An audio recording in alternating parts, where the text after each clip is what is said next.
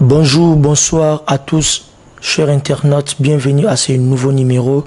de votre émission Vérité News. Vérité News, c'est une émission Oyo et le Belakaming, Makambuya solo, Makambuya ba vérité, Makambuya polele awabiso, tozalara kaka batuya VPP. Kaka ndenge tolobak na bino awa na Kumu Africa TV, vérité nde vérité. Lobby totelaki bino image ya ndenge ba kotelaki Juna Janana oyo biso nyonso toyebi papa ya Maître Gims, papa ya Daju na ya baleki na bango misusu totelaki bino image moto nyonso amonaki nde ya mwana siko bozomona na babilili oyo totelaki bino toyebisaki bino ke non toyebi nanu vraiment information te eloko nini elekaki qu'est-ce qui s'est passé entre temps barimer etamboli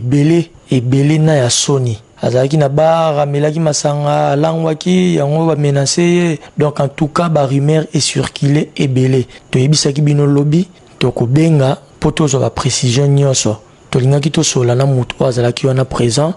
mais Dieu a fait grâce parce que Juna na yemoko moi aya ma téléphone yalaki te parce qu'azalaki vraiment na douleur era kendaki hôpital azui traitement ayo sentir très bien ndeto yambaki yemoko na téléphone. Il nous a expliqué comment ça a été passé. Batongo bazalaki ndenge nini bazalaki banani to yambi mo na téléphone azo expliquer biso siko tozoti la binango ndenge to solena na téléphone enregistrement wana boyoka après to rozonga poto continuer émission na biso. Oui, alors, bonsoir, petit nana, donc, mon pas ménageur, mon boulot, donc, bimelinga, voilà,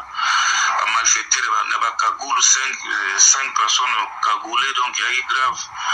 Donc, il va côté le viso, bombe, lacrymogène, nanga, ina bana, nam femme, donc, il y a eu grave. Donc, petit mot, il a donc, sauter la fenêtre na bengi bana ko bino bambila bato bana baki traumatisé donc ba mbongo ba monene tira donc si ba tiba ba mbongo za leo et papa donc il est grave parce que à un niveau la police scientifique déjà si va localiser bango donc na ba si ba den na bango ba si ba trace na bango le quoi caméra za la bocho na ya Angela ba si matriculation ya voiture na bango Peugeot ba 5 personnes ba africain donc ba ka tuka ule babosani kutu batanga bakini babosani saki na bango wana bakagula na bablok batas na bango bakoza bango vraiment merci ni on passer na bien donc bakoza bango là ici ko saba liso ezongi na ngo et touché te liso ezongi na ngo bien je me sens bien na ça c'est bien miss fongo na kitoko na bakoza ngo kalatia bakola ba Maître Gims na Daju bango tubana tubala recte tozana bango ba caméra par bazolandi lango na niveau. Donc, Gims a assez beaucoup de personne suite.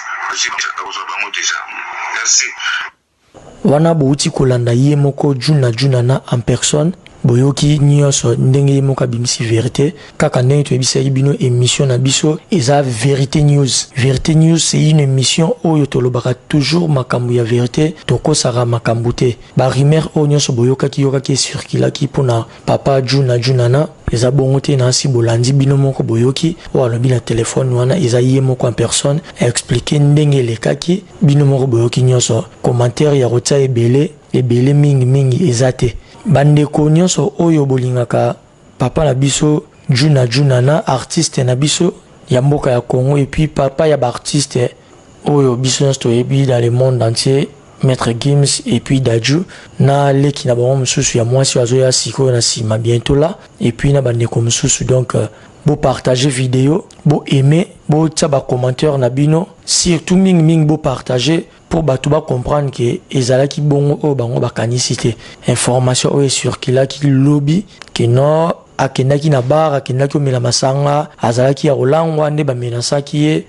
non eza fausse information bo partager vidéo bo aimer ceux qui bo sepeli na ndenge papa Juna na apesi bino explication bo aimer bo tia ba commentaire na bino bo s'abonner la chaîne na biso Kumu Africa TV bo faire abonner pe lisusu ba o nyonso baza ba abonner te pour na balandaka ba analyse na biso ya Vérité News kaka ndenge tolobaka merci mingi na bino nyonso mbote mingi na bandeko o nyonso balandaka biso partout dans le monde entier ba internautes na biso nyonso na pesi bino mbote mingi to remercier mingi Merle Zuma Kiala Granoko Christian Mbala ya ba Christian Mbote mingi place aux Ali Joël qui n'a vu les mignons garçons Didier Nkosi bienvenue Lushikwa ici ko zali musika kuna na mboka États-Unis na remercier le susu mingi maman la biso maman Mokonzi Edwige Kabui ko KN Rolls Oncle Gilles Dikando Siko Zali Bambote Mingi sans oublier Chancelvi Kisoka ba Chancelvi na kacha bela la reine de Belgique Chancelvi Kisoka Bambote Mingi place aux Zali na papa Kisoka Bambote Mingi bobati la bébé na biso kitoko mon ami personnel Hervé Inturi Iborantama na remercier susu mingi Mirko de Paris na kacha ya Paris sans oublier l'ambassadeur GM de Bruxelles Guy Mantouadi. Je remercie aussi mon boss, mon cordon Vironzambi.